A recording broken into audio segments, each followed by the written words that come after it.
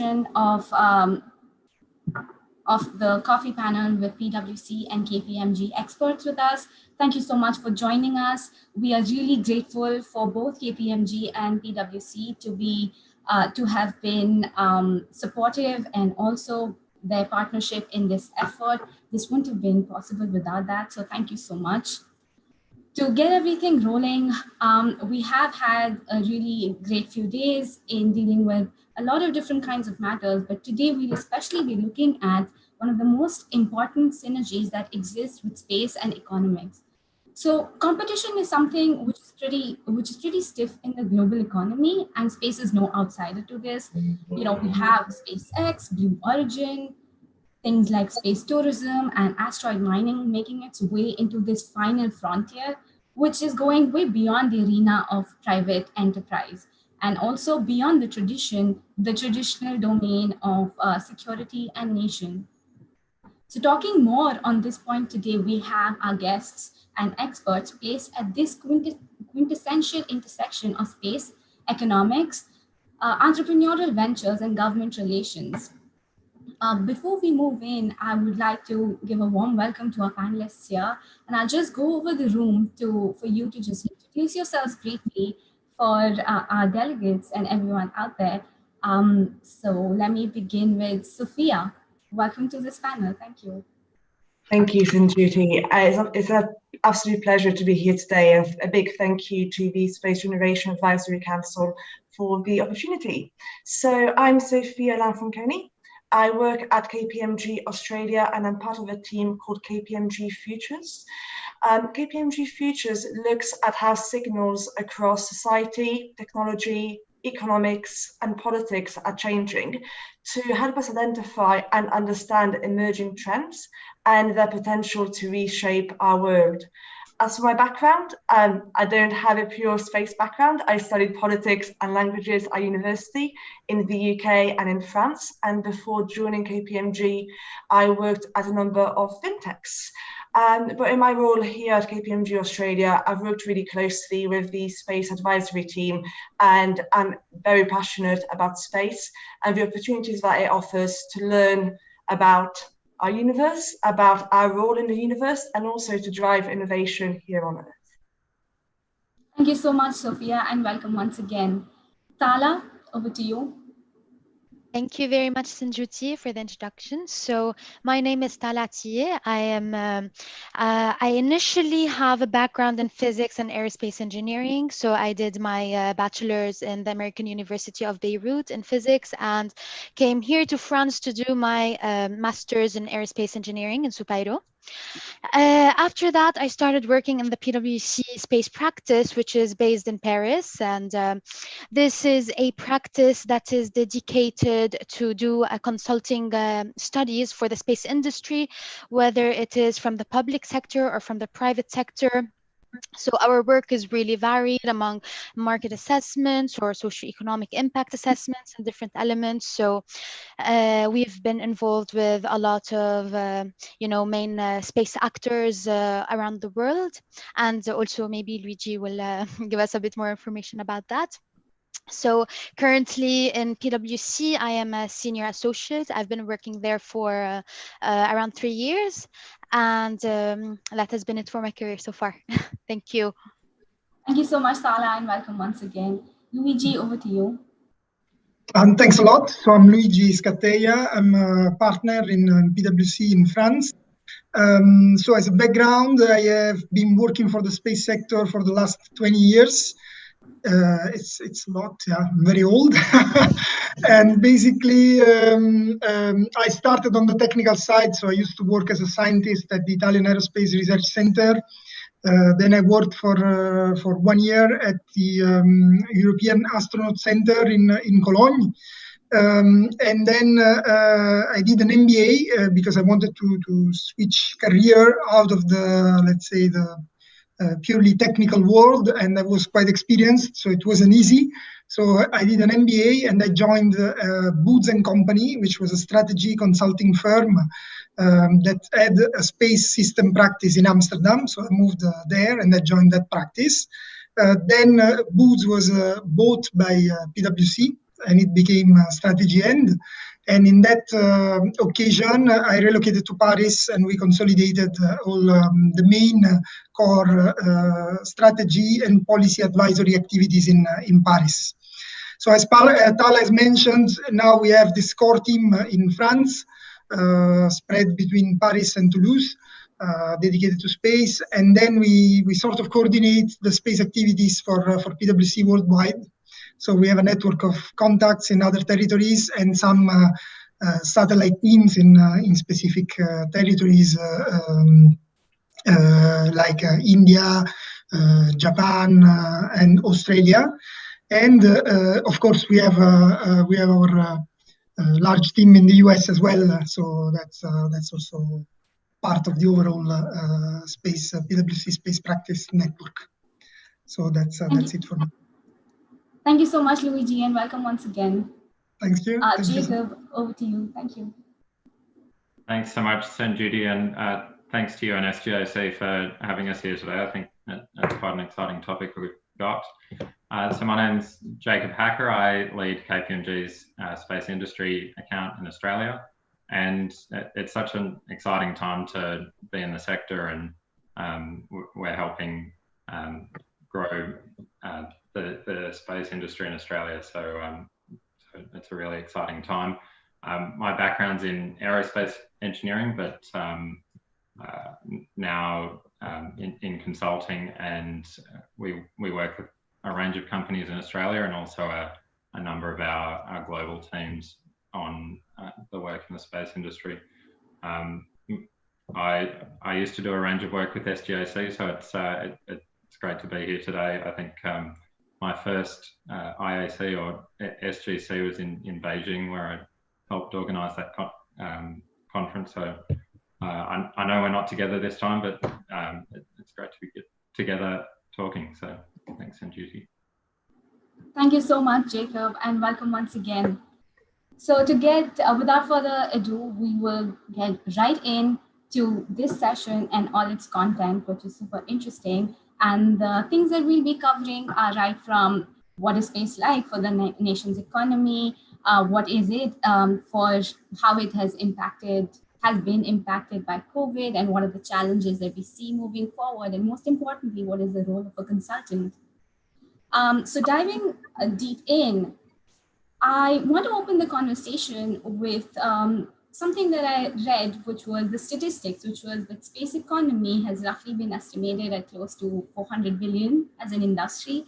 And it's also estimated to reach a whopping $1 trillion in 20 years. Could you, as panelists, throw some light on the impact of the commercial space industry on a nation's economy, and what, according to you, reflects on a country, and what reflects on a country's growth curve? So, Jacob, since you went last, do you want to start off, kick off the conversation?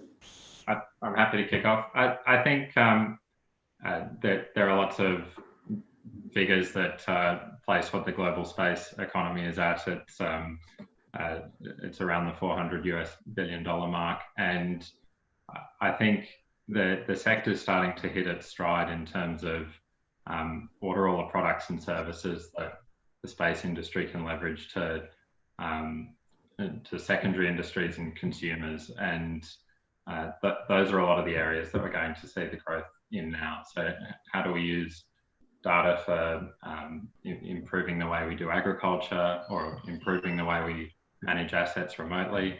Australia's got a lot of mines and natural resources that it uses, so there are a lot of correlations between using positioning data and Earth observation data for that.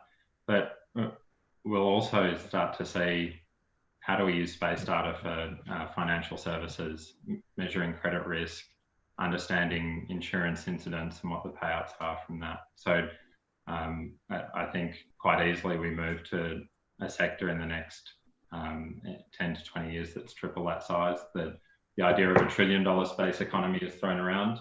And recently I was having a conversation with Dylan Taylor, who some of you all know, and we were talking about how do you get to that $1 trillion space economy number. And I quite liked the way he put it. He said, if you we have a global economy that's sort of $85 trillion. And if we use space data to make it 1 or 2 or 3% more efficient, then we already have $2 trillion of value in that economy. Thank you. Yeah. So I think also it's very important. So what Jacob was just mentioning is absolutely right. So the space industry is going to help us support different segments of our markets and of our economies globally. And also a very important note to understand also why the space economy is expected to grow is because, generally speaking, the barriers to enter into the space industry are continuously decreasing. It's getting easier for companies to start building their businesses about space and developing these activities. So what used to be before extremely limited to governmental activities, to say you're part of the space industry, it had to mean that you were able to launch your satellites, build your launcher even. Today it's different than that, because today you can integrate yourself at different places of this space value chain. So you can build yourself at the downstream segment where you're utilizing this data and these services coming from the space infrastructure. And so you have more and more businesses and more companies that are positioning themselves there and that are finding business models, being able to generate their revenue from there, and themselves activating a lot of revenue streams after that, because you know that, for example, when a company is, you're generally supporting job positions, you're moving your economic wheel. Let's say you're having any investments that are going into space. They're also generating a GDP impact because of all the procurements that are going to the industry. And it's also important to note, so while I think it's something that you've mentioned before, you know, about exploration and mining asteroids. So the space economy is not only built around, you know, utilizing these services that are coming from satellites, because in the future we expect to develop businesses, space businesses that are even beyond that, that are based in LEO, that are based on the moon, even based on, you know, SpaceX, the USA roadmap, and even the Australian roadmap, which are now looking into, you know, activating their mining industry, benefiting off of it in actually being able to use the same technology in space. So you have this entire industry that ranges from on-Earth applications towards in-space applications, and that are attracting more and more companies and industries to be involved in. Thanks a lot. Yeah, I think I don't know if we have still time for a remark, but basically what I wanted to say is that the key point with space is that, you know, even if space is usually lumped in with aeronautics and defense into the moniker aerospace and defense, in reality, like, space is a quite different beast from the other two sectors, aeronautic and defense. So aeronautic and defense are larger at their core in terms of size, but space has a much broader and larger reach, because the extent of the applications and the services into other sectors and industries that space bring in, it's quite substantial. So it's very big. So in reality, you can get to very large numbers when you quantify the space economy, depending on where you set the limit. So where you still consider something as fully enabled by space, and by what extent enabled by space. So if you take a broad view, you can easily reach like gigantic numbers for the value of the overall space economy. And I think one of the clear indications of the fact that now space is becoming more and more entrenched into the wider economies worldwide is that you see everywhere around the world public policies set in place in order to encourage adoption of space products and services into other industrial sectors, into other industries. You more and more see like a governance scheme that involves not only the traditional space agencies, but also other ministries of agriculture, of communication, or stuff like that. so in a more integrated fashion. So you can see that space is really becoming embedded into the fabric of the wider economies. And as such, I mean, it will become more and more substantial going forward. Sure. Thank you. Sofia, would you like to throw some light here?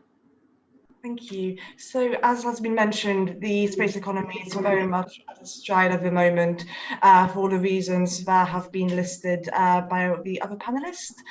Another thing to consider is as the space economy develops and drives innovation in other industry, it will also create jobs.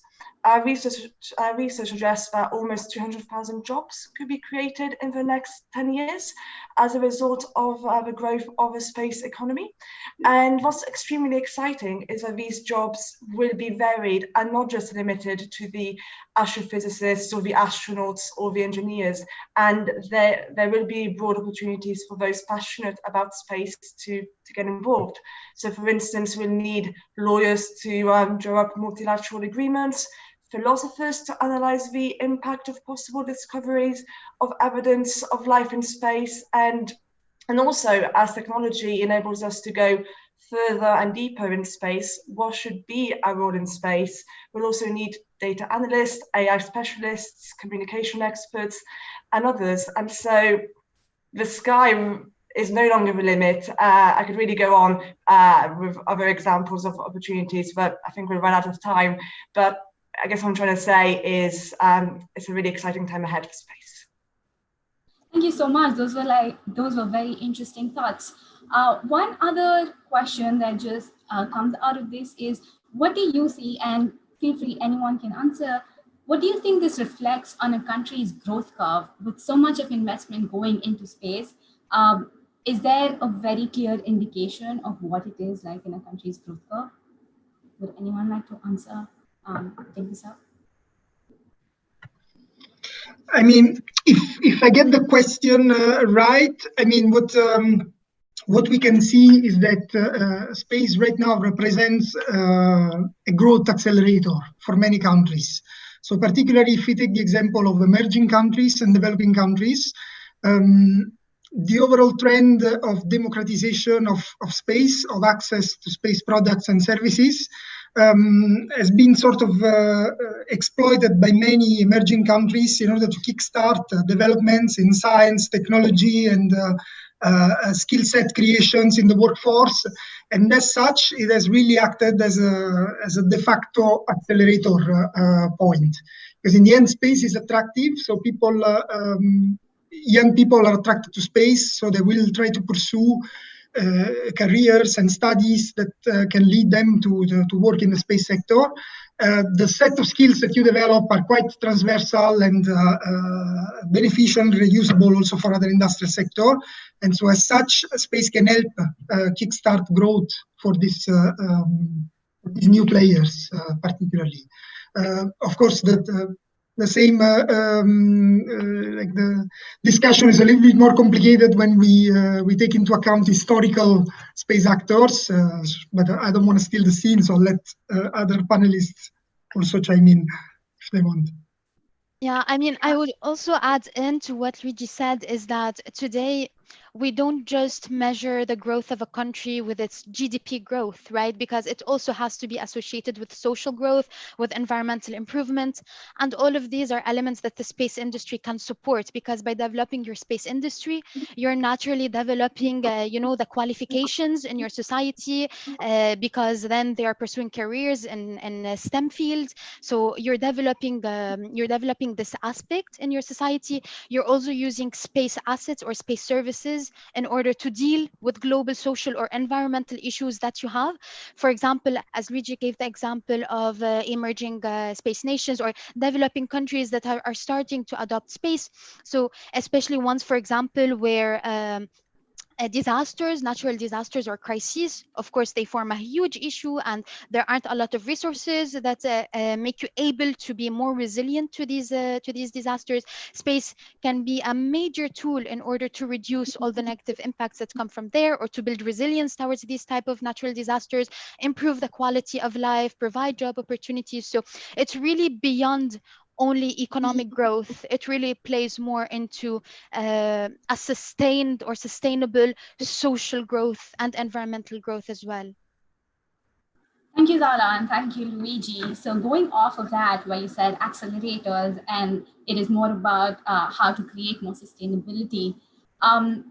As experts in space market assessments and advisors for industrial policy, regulatory matters, could you share your valuable insights on what is actually the role of a consultant in the space industry, like your nature of work and what prepares you to be situated at such positions? We can start. I'm happy to start if you want. I think it's an interesting one, and going into consulting, a lot of people don't necessarily know what lies on the other side. But the role of consultants in many organisations, as well as the space sector, is to provide expertise which companies may not have internally, and be able to provide that quite quickly.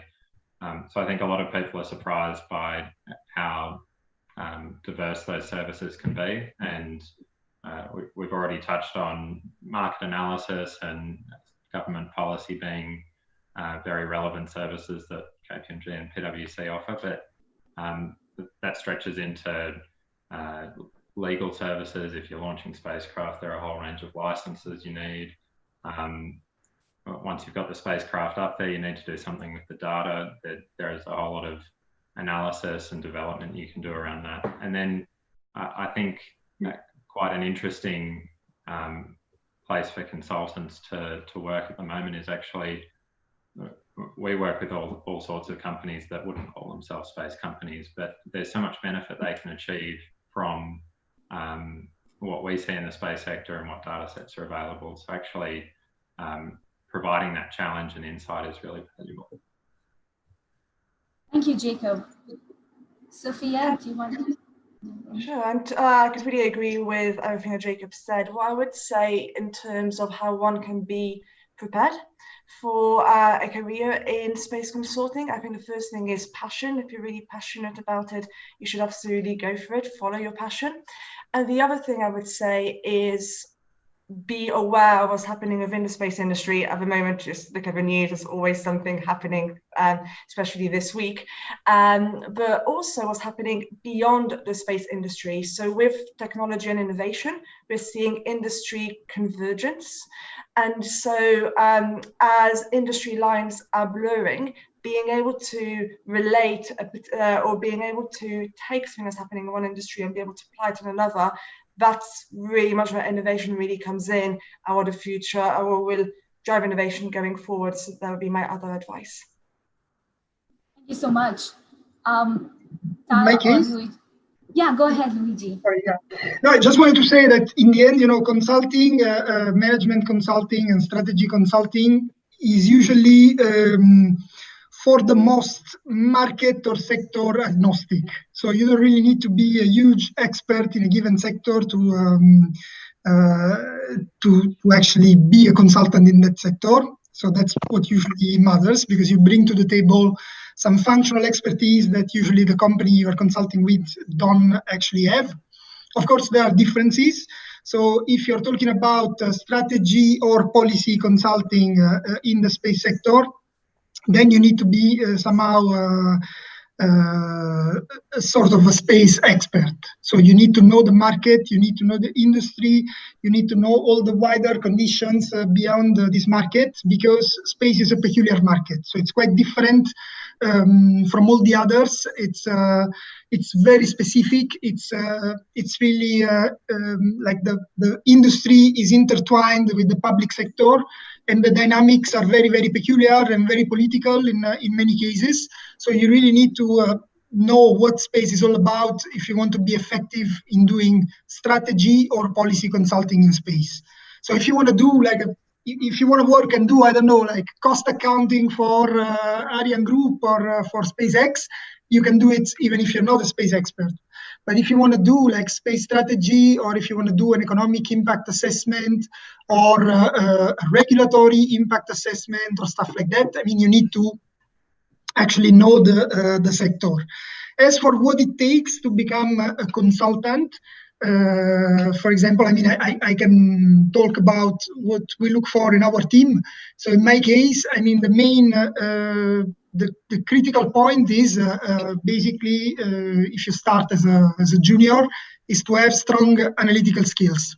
So that's the important thing, because in the end, and of course, an interest for space. So that goes without saying. But you don't need to be a space expert from the get-go.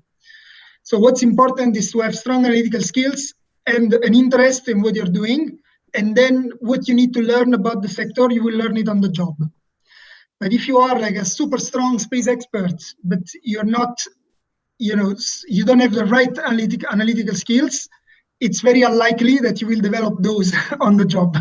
So that's the way I see it. I don't know if Tala wants to say anything. Yeah. No, absolutely. I'm sorry, Jacob. Go ahead, please.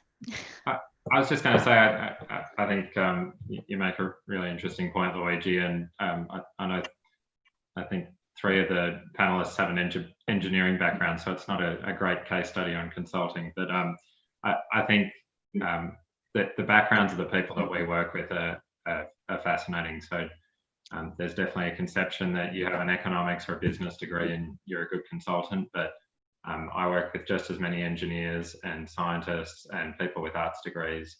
And I think if consulting is something that you're drawn to, there are a lot of pros to it, then you can definitely shape what qualification you have towards that.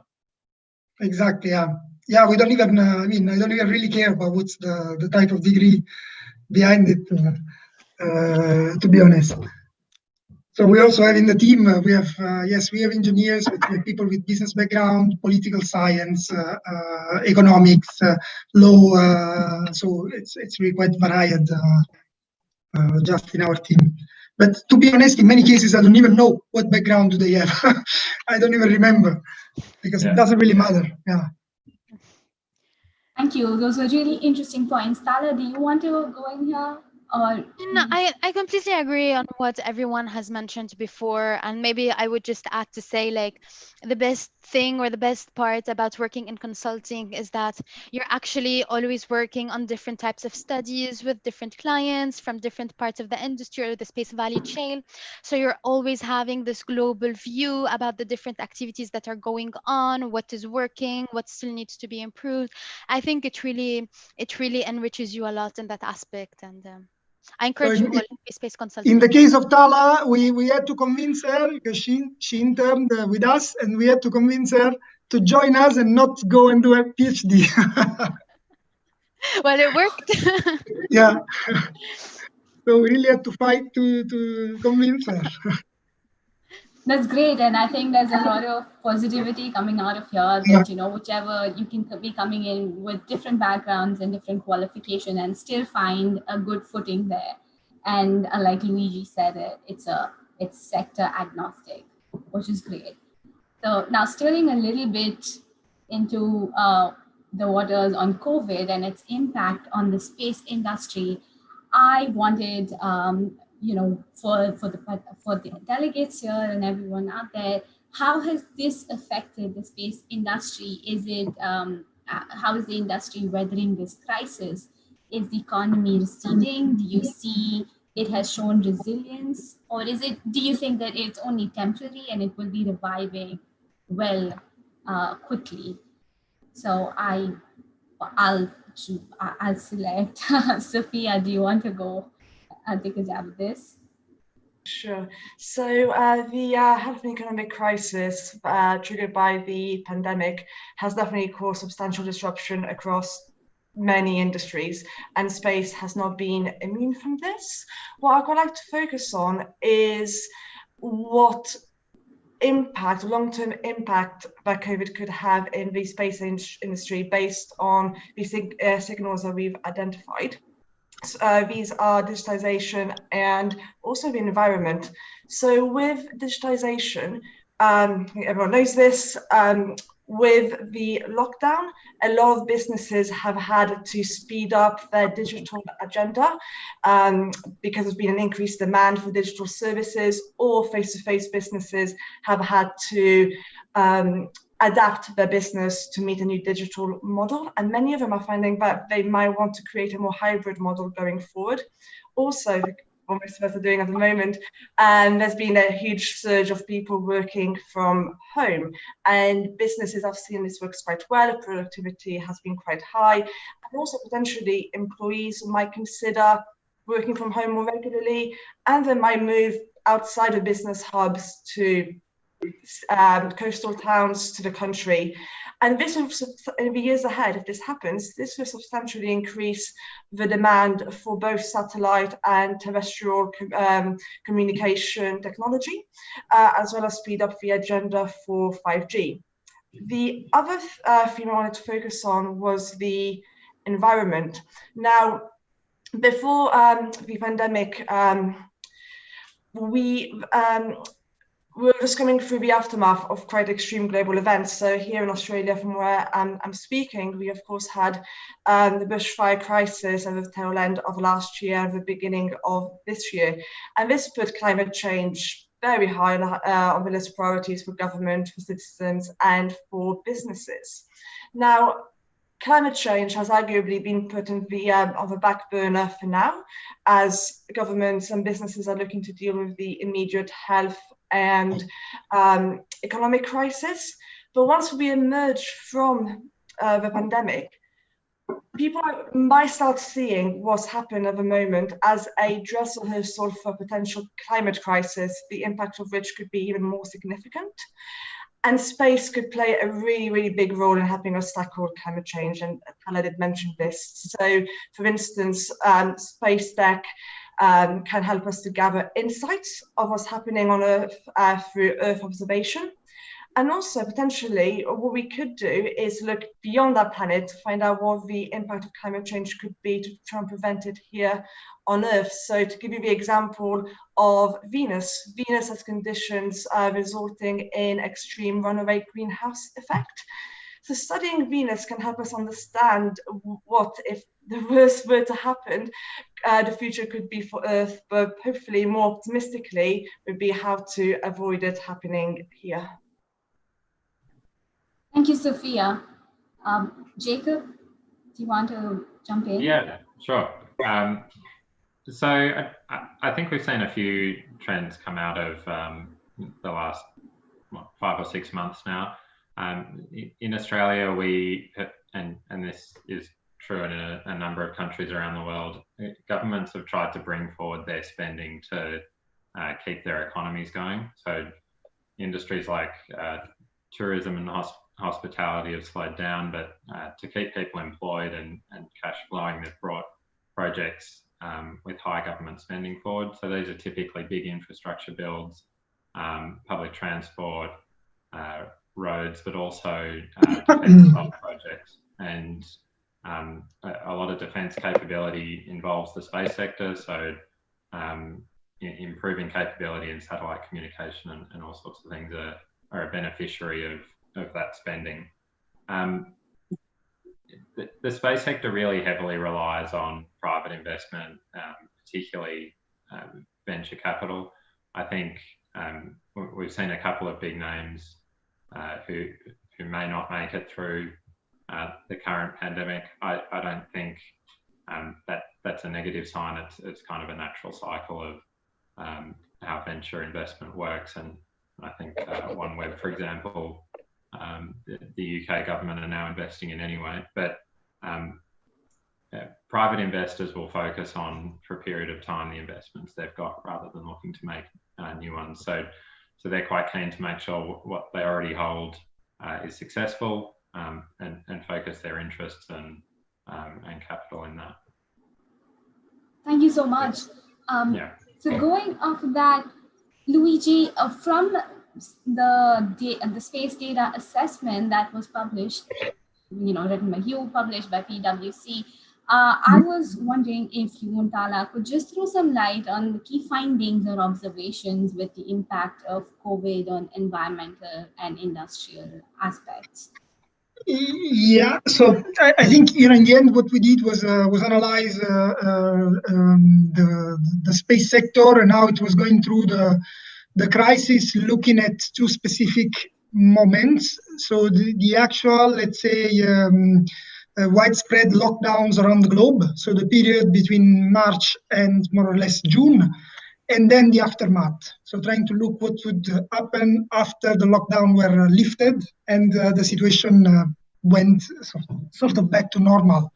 So in the end, what we can say is that if we look at just the lockdown period, so space has, I think it has proven to be an inherently resilient industry, because in the end, while there have been some operational impacts due to these lockdowns, for example, like some launch sites were shut down, and so there were some launch operations that were delayed or postponed.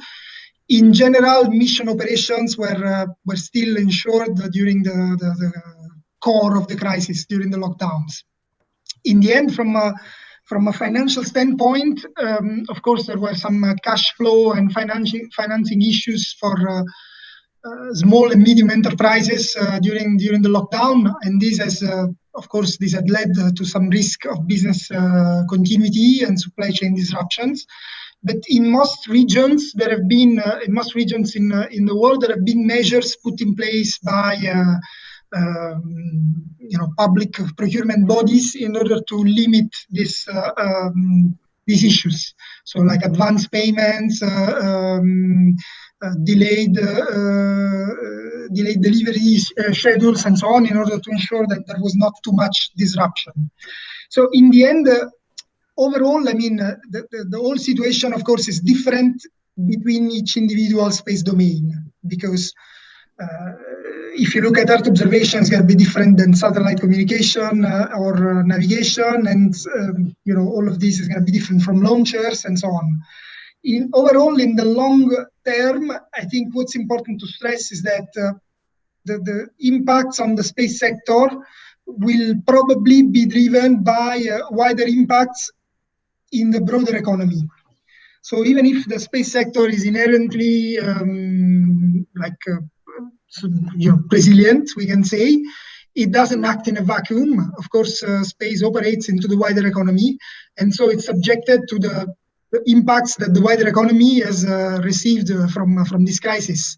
And when I say that, I mean like operational impacts from other sectors. So, for example, we know that commercial aviation has been significantly impacted by the crisis, and it still is.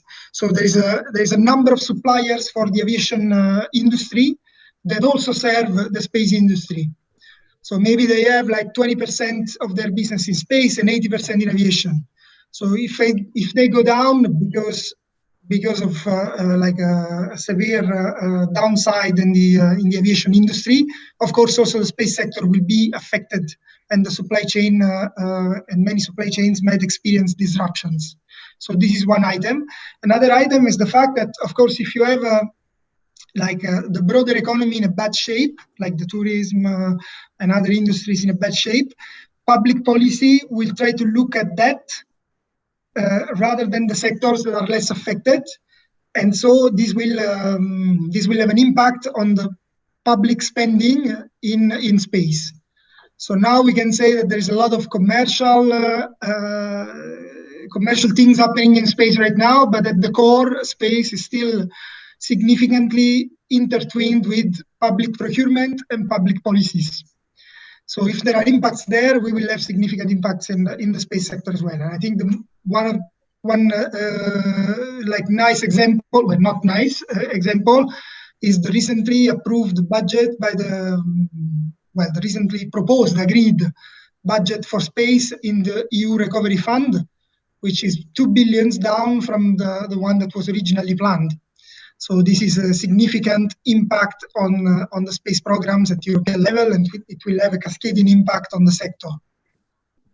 So that's overall for me. Thank you so much. That was it. Please go Sorry, ahead. I was just going to say that I would also echo a bit on what Luigi has just mentioned to say that, okay, there are two ways to look at the impact of COVID on space. One is per domain, because space can be Earth observation, navigation can also be space exploration. And the other level is per type of country or space industry, because you have the developed space industries, and then you have nations or that can be either developed economies or even developing countries that have just recently started to adapt space activities. And the impact really varies a lot. So what Luigi has mentioned about the broader economy having a huge impact on space, for example, we've seen that in Japan and Australia, we have recently witnessed recessions due to the COVID crisis. And even though they are both developed economies, and while Japan has been a developed space nation and Australia venturing newly into space, well, not newly, just re-establishing its space program, it would be quite interesting to see how investments into the space activities actually go, whether they continue as planned or not, or whether there will be prioritization of domains. Because as we said, the need for communications and navigations and Earth observation, if we do not need them more, at least we still need them the same, because Earth observation, of course, will help us understand, as Sofia said, what are the ramifications of this crisis. Where perhaps there will be deprioritization, for example, of other domains such as space exploration or other activities as such. Whereas in developing nations, where the sector to begin with was not very strong or not very established yet, there's still hesitation from side of startups or investors whether to invest there or not. So it really brings a time of uncertainty, and I think it would be very interesting to see how this pans out in both the emerging space nations and the established space economies. Well, thank you so much for all your thoughts. I'll move straight into the questions that are coming in from the audience in the interest of time. So the first question we have here is, which domain in space is likely to be commercialized, and what weaknesses do you see in the selected domain? Would someone want to take this? I can repeat the question. Sorry, the question is, which domain in space is likely to see commercialization? Yeah. And what's the second part? What are the weaknesses that you see in this domain? Okay. I don't know if anybody wants to take it. I can, unless you want to. Go ahead. Okay. So I would say a lot of domains are already commercialized in space. And I think maybe if we're going to talk about the main one, it would be Earth observation. Because especially as we've mentioned before, the barriers of entry, especially into this market, are very low now for the industry. So you see a lot of companies that are building business cases based on the analytics of the Earth observation data. So it's applying what Sofia has mentioned before, the machine learning activities and the digitalization developments on Earth-based applications or Earth-based data, which can be Earth observation, but also combined with other types of data, such as navigation, in order to build commercial solutions. And we've seen a great commercialization in this aspect. I think what would be interesting also to look at in the way of a space domain that would be commercialized or is on the way to be commercialized but isn't yet, it would be space exploration. And I mentioned space exploration a lot because I'm a big fan of this this domain as a physicist, I guess. But so we have seen a huge involvement of private companies or interest of private companies in space exploration, because there are a lot of potential business opportunities that could come out of that, especially when it comes to utilizing the resources available in space in order to support the sustenance of space activities or space exploration activities. And also, one interesting aspect of that commercialization is that it doesn't only call to space companies, but also to companies from other sectors, terrestrial sectors, that could have a lot of interest in these applications. And this include mining companies, oil and gas companies, energy companies, construction companies, because when we start thinking about this in the future, space economy or lunar economy or Mars economy, all of these different types of industries have expertise and knowledge to share. They have something to bring into the table. And of course, they are all benefiting out of it because of all the spin-offs this would mean to their industry. So if I am a mining company, I'm supporting the development of drills that can operate in Mars, at the surface of the moon as well in these conditions, then these are definitely drills that I can utilize on Earth in my activities when the conditions are too difficult for humans, etc. So this is one example, but I think this is also one interesting domain to be commercialized. Thank you, Tala. That was really insightful. So I'll move on to the next question that we have here is, what are the challenges surrounding accessing market for things that are not currently in existence? And the explanation we have there, we see a lot of emphasis on the sustainable presence on the moon, but how would you even begin to access a market when it's uncharted territory? I can repeat it. Yes, please. I didn't follow. Yeah, I think that's the start of the question. Yeah.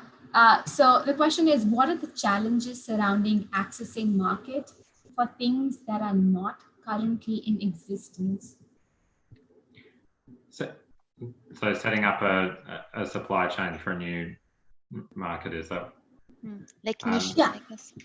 Yes. The person also goes on to explain that, we see a lot of emphasis on a sustainable presence in the moon, but how could you even begin to assess a market when it's in uncharted territory?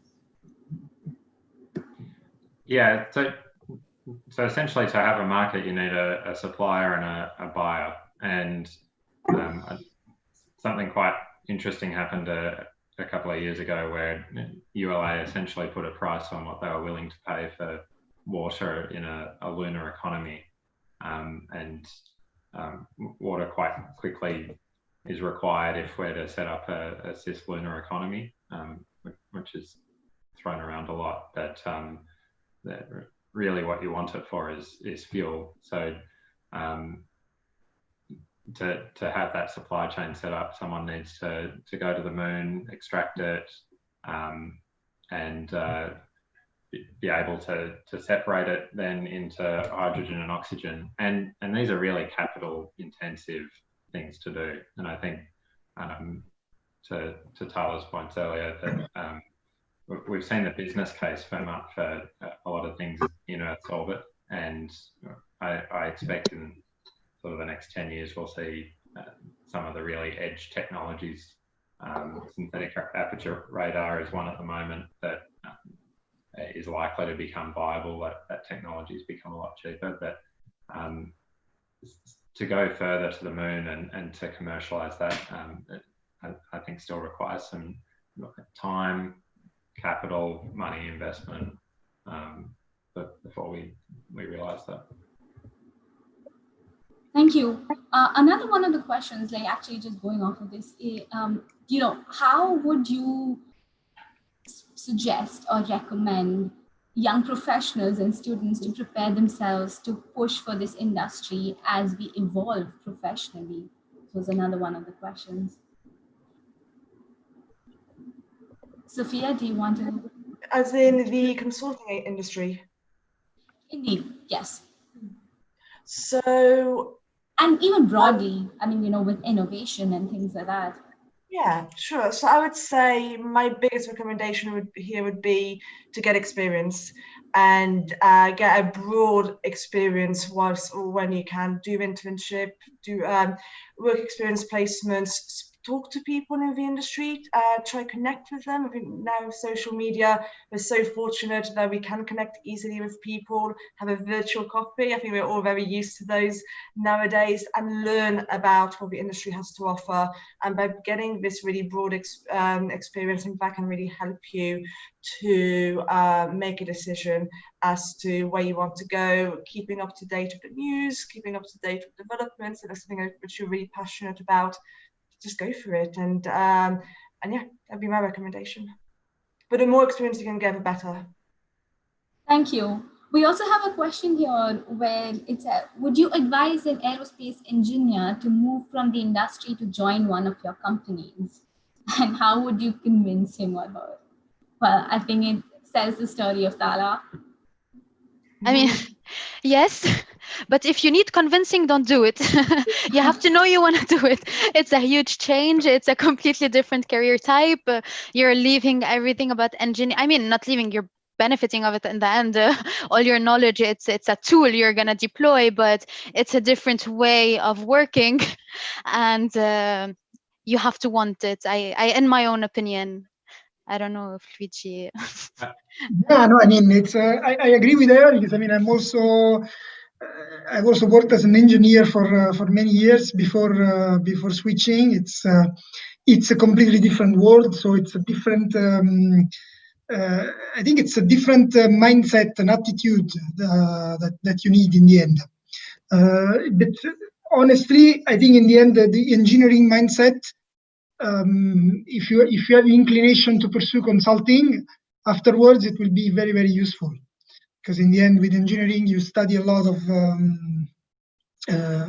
relevant quantitative methods, and you have a certain indeed a certain mindset and a certain attitude that can be useful even in consulting. A certain rigor that helps a lot. So, but indeed, I mean, it's a completely different pace, environment, and way in which you're supposed to approach work than from doing an engineering job. Thank you. Thanks a lot. Well, the last question before I move into the requesting you all for your final remarks is what can help in bringing in more investors to space? Do you have any thoughts on that? I mean, I can answer you that, but then I'll charge you. No. I'm kidding. I'm kidding. I don't know. Luigi, do you want to say something? I interrupted. We trained well. Very good. Very good. Thank you. Well, I mean, I would answer with one sentence, and then maybe one of you guys can continue or add to it. But I would just say, prove that the business model you're deploying in the space in space has revenue with good profit margin, and then that with low risks, that should that would attract investors, I would assume. What I would add to what Tala just said is also the value. What is the customer need, and how will the product you want to launch, how will it address that? Thank you. Sorry. Just to bring a different angle as well. I mean, to attract investors, you also need the right environment in terms of policy, taxation conditions, ease of making business, and so on. And that's why many countries are sort of structuring themselves around attractive foreign direct investment in space by launching the appropriate policy measures. Thank you. One last question we have from the delegates is, what would be the future plan? What would be the plan to take the EU business plan to the companies of developing nations? Example, car parking slots based on recent marketing campaign. I think I'm also not very sure with the question, but I can repeat it if anyone wants to take this. I think, what would be the advice to a government on maybe how they should invest in space? I mean, I can quickly respond. I mean, what I would suggest to a government. I mean, so what we suggest is to have a clear strategic objective, focus on something specific rather than trying to fish everywhere, and implement the right conditions for companies to actually come and make business over there in a fruitful manner. So there is a need to plan it very well and execute it very well from a governmental strategy perspective, let's say. Absolutely. And I think to add to that, Luigi, look at the skills and the capabilities that you're well known for that differentiate you. Australia is a great case study here. We're not trying to have an astronaut program. The US and Russia and Europe do it very well, but actually the geography of Australia is a huge advantage for communicating with space and even launching to space. So our agency's focused quite well on a number of points around those. Exactly. Yeah. Absolutely. Totally. Yeah. If you have the time, the only other thing I would add to what Luigi and Jacob have said is that governments will have to communicate the value of space investment to their people, especially at a time when governments are accumulating so much debt to cope with the crisis. Citizens may question the best areas to invest. So explaining why space is so valuable and the potential of space will be key. Thank you very much. And we're totally going over time, but I just want to take 2 minutes in taking your remarks on the very last question. And that's from me to you, you all, and we're not taking, we've done with all the Q&A from the delegates, which is, quick thoughts, and you can pick any one on just like an emerging trend or a challenge with the market in this industry.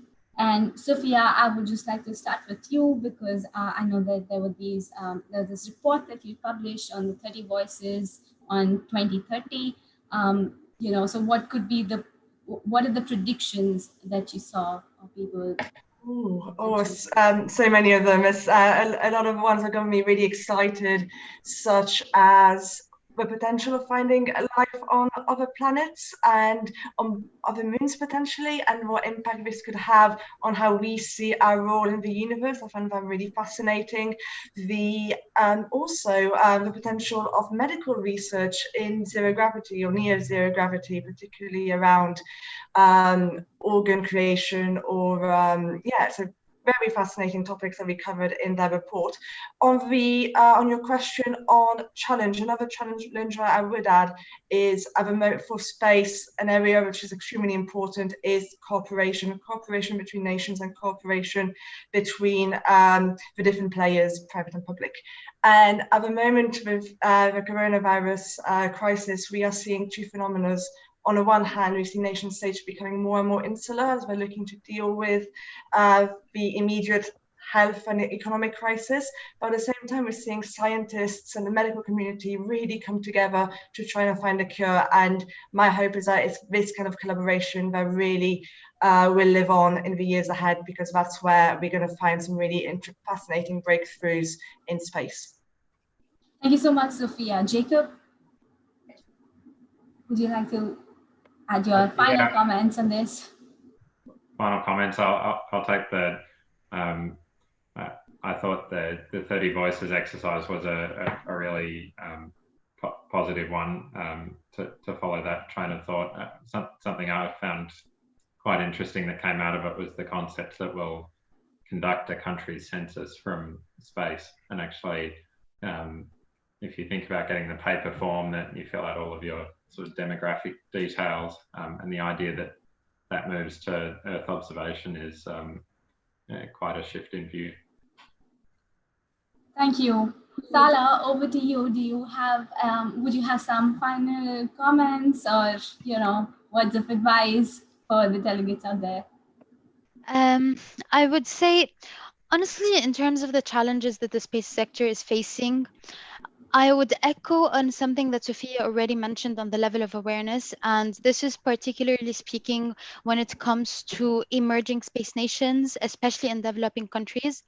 So they look at space, the people or the population that's not aware of the role of space, they look at it as rather a commodity, an extra element, which is just going to consume the resources of the country instead of support and develop them. So why should there be spending there instead of on other elements like education, hospitalization, which of course are also valid. However, I think it's very important to communicate the role of space as an agent for sustainable socio-economic growth. It has a major part to play there. It's important to communicate that properly to the people, to the industry, to your local industry, and for it to receive acceptance, because in a lot of cases, as we've seen in emerging space nations, there's a lot of fight back from the people.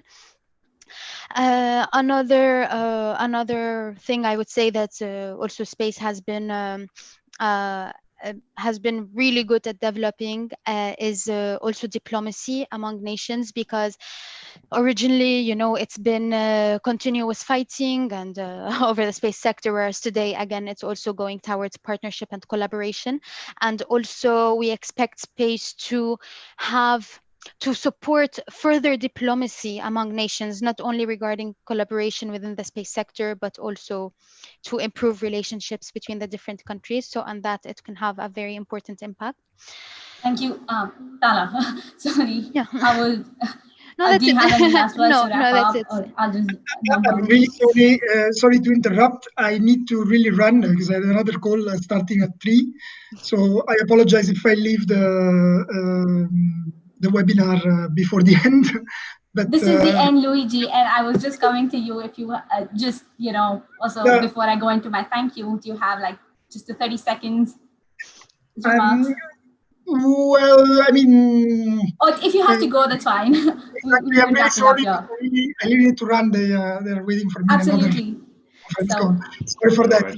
Thank you very so much, Luigi. Okay. Bye. Thank you. Bye. Bye. Thank you. Bye. Well, okay, we were also like much over time now, so I would like to thank you and appreciate everyone's time for making time and effort to be here and giving all your valuable suggestions, advice, information. I hope this was useful to all our delegates out there. And yes, if there's anything, any feedback that you have, feel free to write to SJC. There's David and Victoria there too.